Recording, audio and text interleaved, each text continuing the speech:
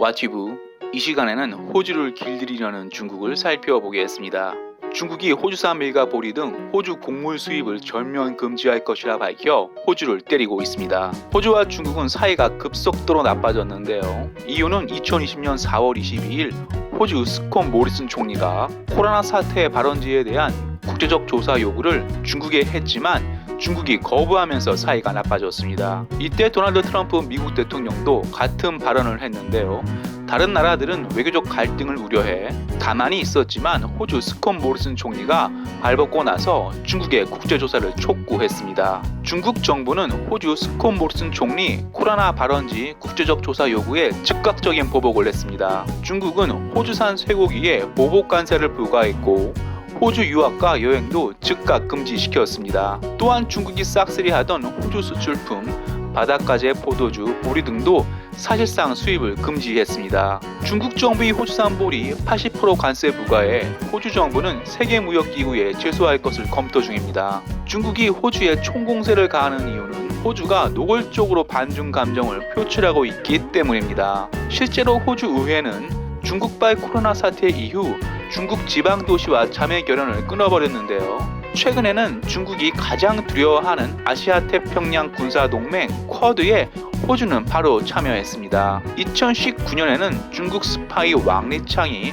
호주에서 자신은 중국 인민해방군 정보부 공작원이라 밝히며 홍콩, 대만, 호주 등지에서 각 나라 정치에 개입하기 위해 의회 침투 공작을 벌였다고 폭로해 호주가 발칵 뒤집어졌습니다. 중국 스파이였던 왕리창은 현재 호주에 망명을 신청한 상태이고 자유롭게 사는 호주인을 보고 이를 해치려는 중국 공산당에 반감을 갖게 됐기에 폭로하게 됐다고 밝혔습니다. 한국 여권을 갖고 활동했던 중국 스파이 왕리창 폭로 이후 호주와 중국 관계는 급속도로 나빠졌는데요. 중국 외교부는 왕리창은 중국 공산당 스파이가 아니며 사기 혐의가 있는 무직자에 불과하다고 시침했습니다. 그럼 중국은 왜 이렇게 호주를 만만하게 보고 계속해서 때리는 걸까요? 이유는 중국은 호주 상품 최대 수입국이기 때문입니다.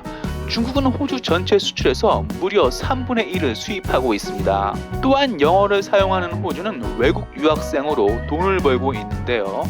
중국은 호주 유학 산업을 독식하고 있습니다. 실제로 호주에서 유학한 중국인 학생 수는 무려 250만 명을 넘어갔고 앞으로도 계속 늘어날 전망입니다. 이렇게 호주는 중국에 대한 경제 의존도가 높기에 중국은 호주를 길들이려 어제도 오늘도 내일도 계속 때리는 것입니다. 하지만 미국 동맹국 호주는 중국이 계속 때리자 가만히 있지 않았습니다. 호주 정부는 먼저 친중 정치인으로 지목된 정치인 사무실을 압수수색했으며 중국이 가장 예민하게 생각하는 홍콩 보안법을 비판했습니다. 스콧 모리슨 총리는 한 발 더 나아가 자유를 파괴하는 홍콩 보안법을 피해 홍콩인이 호주에 온다면 홍콩인 정착을 기꺼이 돕겠다고 밝혀 중국 외교부가 내정 간섭이라며 발끈했습니다. 호주 스콧 모리슨 총리가 이같이 발언할 수 있는 이유는 호주는 영연방 국가이기에 같은 영연방 국가였던 홍콩인에 관대하기 때문입니다.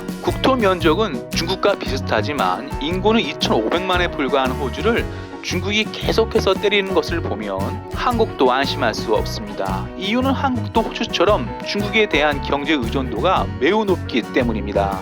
실제로 한국 수출에서 중국이 차지하는 비율은 무려 25% 정도로 압도적 1위를 기록하고 있기에 중국은 한국을 호주처럼 깔보고 무시하는 것입니다. 만약 한국이 미국 동맹국이 아니라면 중국은 병자호란 때처럼 무력 공격했습니다. 사람이든 국가든 실패는 역사나 남의 실패를 보고 배워야 합니다. 우리나라가 호주처럼 되지 않으려면 당장은 어려워도 중국 경제 의존도를 줄이고 중국인 유학생 수도 줄여야겠습니다. 와티브 마치겠습니다. 유익했다면 구독, 좋아요, 유익하지 않았다면 회원 가입 부탁합니다.